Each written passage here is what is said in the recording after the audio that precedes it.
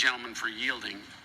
In a press conference last Thursday, Speaker of the House, Nancy Pelosi, said that President Trump committed the impeachable offense of bribery, evidenced in his July 25th call transcript with President Zelensky.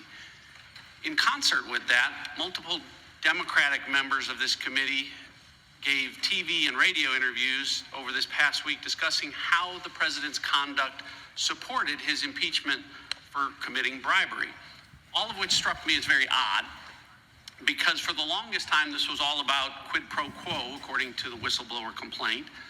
But after witness began saying there was no quid pro quo, or even that quid pro quo was not even possible, we saw a shift from the Democrats.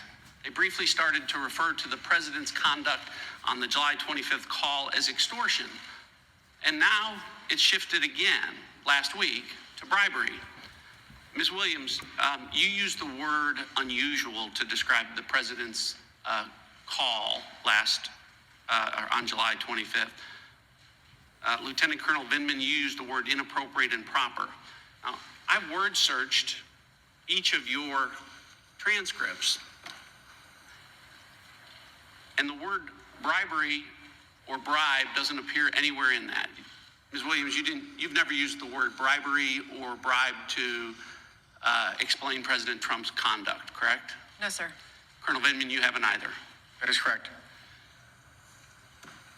The problem is, in an impeachment inquiry that the Speaker of the House says is all about bribery, where bribery is the impeachable offense, no witness has used the word bribery to describe President Trump's conduct.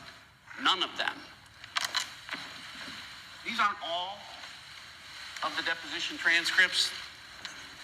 These are just the 10 that have been released.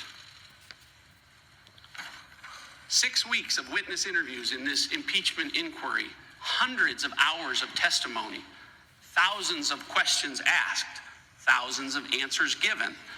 The number of times that witnesses have been asked any question about whether or not President Trump's conduct constituted bribery before Ambassador Yovanovitch was asked by my colleague, Congressman Stewart, last Thursday, is zero. The number of times witnesses have used the word bribery or bribe to describe President Trump's conduct in the last 6 weeks of this inquiry is zero. In fact, in these 3,500 pages of sworn deposition testimony and just these 10 transcripts released thus far, the word bribery appears in these 3,500 pages exactly one time. And ironically, it appears not in a description of President Trump's alleged conduct, it appears in a description of Vice President Biden's alleged conduct. This is important because as early as next week, my Democratic colleagues are going to say, we need to vote on the evidence from this impeachment inquiry on the impeachment of the president for bribery. And they're going to send a report to the Judiciary Committee, and because there's more Democrats than Republicans, it's going to likely pass. And when that happens, the American people need to be clear that when the Democrats, what they are describing as bribery, not a single witness is describing as bribery. We've heard many times in the course of this proceeding that the facts of the president are not in dispute. But the American people are asking, if the facts are the same, why do the crimes that the president is being accused of keep changing? Why do we go from quid pro quo to extortion, now to bribery? Chairman Nunes told you the answer. The answer is polling. Washington Times asked Americans what would be the most damning accusation, and it didn't come back quid pro quo, it didn't come back extortion, it came back bribery. So this case is all about bribery.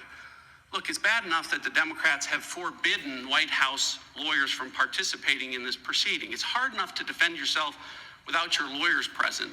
But what's even worse is trying to defend yourself against an accusation that keeps changing in the middle of the proceeding. If Democrats accuse the president of a high crime or impeachable offense, he at least ought to know which one it is. And when Speaker Pelosi says this is all about bribery, she's promised us evidence of bribery that would be compelling and overwhelming, and instead, it's invisible. I yield back.